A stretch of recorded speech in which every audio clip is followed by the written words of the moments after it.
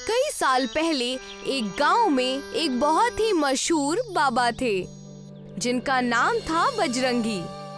वो लोगों से भिक्षा मांगकर अपनी जिंदगी गुजारा करते थे। लोगों का मानना था कि उनका छोटा सा झोला कभी भरा नहीं करता। हमेशा बजरंगी अपना भिक्षा पात्र लिए गांव और गलियों में घूमा करते थे और लोगों से भिक्षा मांग मांग कर अपना गुजारा किया करते थे।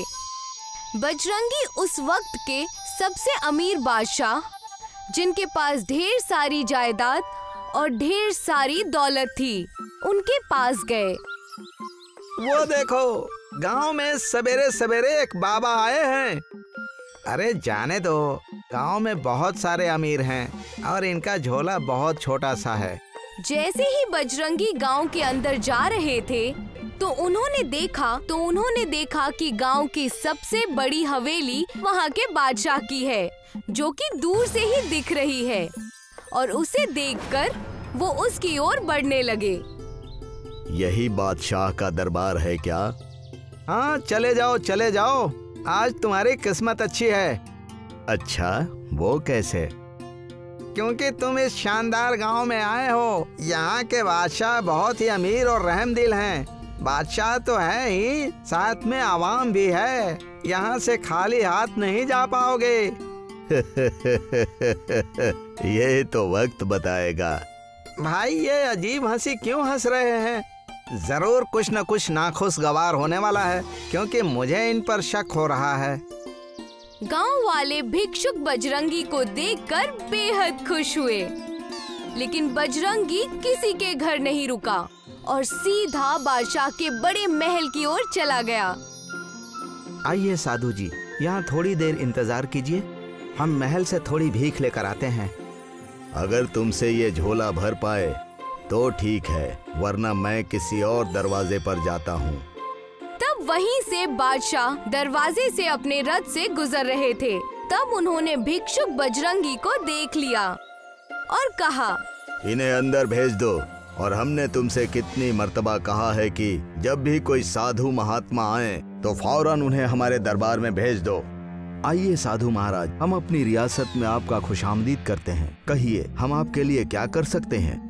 देखो, मैं ज्यादा बात नहीं करूँगा। अगर तुम मुझे भीख दे सकते हो तो ही बताना, वरना मैं दूसरी रियासत और दूसरा दरवाजा देखूंगा। बस इतनी सी बात, सिर्फ भीख ही चाहिए? आपने मुझे इतना कमजोर समझ लिया कि मैं आपको भीख नहीं दे पाऊंगा? तो क्या मुझे भीख मिल सकेगी? कोई कमी नहीं है, आप जो चाहें वो मांग लीजिए। मगर मेरी एक शर्त है, अगर तुम मेरा ये झोला भर सकोगे तभी मैं भीख लूंगा। आधी अधूरी भीख मुझे नहीं चाहिए, और अगर भर सको तभी हाँ कहना, वरना मैं कोई दूसरी रियासत में जाकर देखूंगा। बस इतनी सी बात? इस छोटे से झोले में भीख चाहिए? मैं आपको उससे भी बढ़कर दूंगा। राजा ने अपने सिपाहियों से कहा, जाओ, इस झोले को अनाज से नहीं, इस झोले को हीरे और सोने से भर दो। सोच लो, क्योंकि ये झोला आज तक कोई नहीं भर पाया है।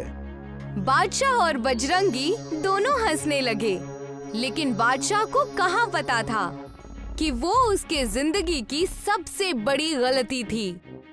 सिपाहियों ने कई सारे हीरे और सोने की मोहरें लाए। सिपाही बहुत सारे हीरे, सोने की मोहरें उनके छोटे से झोले में भरने लगे, लेकिन वो छोटा सा झोला भरने का नाम ही नहीं ले रहा था। सिपाहियों, जाकर और ले आओ। जब तक ये भीख का झोला ना भर जाए, इसी तरह भरते रहो। जैसा आप कहें हुजूर, आप बेफिक्र होकर रियासत की सैर पर जाइए। मैं और सारे सिपाही इस झोले को भर देंगे। अब तो जब तक ये झोला नहीं भरेगा, मैं यहाँ से कहीं नहीं जाने वाला। तब तो आप कहीं नहीं जा पाएंगे। आप क्या सोच रहे हैं? मेरा दिल छोटा है, इस छोटे से भीख वाले झोले को मैं नहीं भर पाऊंगा। सिपाहियों, हमारे खजाने में जितने भी सोने चांदी हैं, सब इस झोले में डाल दो, तक ये भर न जाए।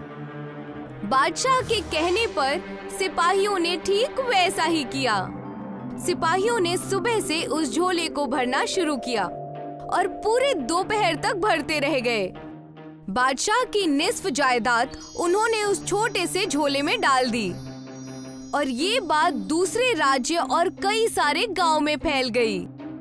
राजमहल के पास लोगों का कारवां आना शुरू हो गया। सुना कि नहीं तुमने, हमने जिस साधु को सवेरे गांव की तरफ जाते हुए देखा था, उसने रियासत में उत्पात मचा दिया है। और इस बात से बादशाह भी परेशान है। आखिर वो छोटा सा झोला भरता क्यों नहीं? बादशाह के महल में भीड़ लगी हुई है। जब मैंने उसे पहली बार देखा था तभी समझ लिया था कुछ न कुछ नागवार जरूर गुजरेगा, और वही हुआ। पूरी रियासत बादशाह ने उसके कदमों में डाल दिया, फिर भी वो झोला नहीं भरा। बादशाह ने जब देखा कि सारे हीरे, जवाहरात, मोती, सोने, चांदी सब सिक्के खत्म हो गए हैं। सिपाहियों, आज अगर ये साधु हमारी रियासत से आधा झोला लेकर चले गए तो पूरी जिंदगी हमारे मन में इस बात की मायूसी छाई रहेगी। जाकर हमारी रियासत की दूसरी चीजों को लाकर इनके झोले में भर दो। बादशाह के कहने पर सिपाहियों ने अब उस झोली को महल के चावल, गेहूं और अनाज से भरना शुरू कर दिया। भाई, ये बुजुर्ग क्या लेकर आ गया है? सुबह से शाम हो गई, मेहनत कर कर के मैं थक गया हूँ और उसका झोला भरता ही नहीं। ये बादशाह ने कौन सी मुसीबत अपने सर पर ले ली है? पूरी रियासत का खजाना खत्म हो गया। यूँ समझ लो बादशाह ने अपनी आधी रियासत इसके झोले में भर दिया है। शाम से सुबह हो जाती है। राज्य का सारा राशन, सारे हीरे जवाहरात सब कुछ खत्म हो जाते हैं और बादशाह थक के बजरंगी के पैरों में गिर जाते हैं। महाराज, आप कौन हैं?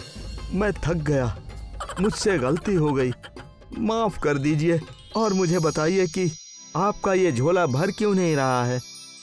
तुम रोना बंद करो और उठो, इसमें तुम्हारी कोई गलती नहीं है।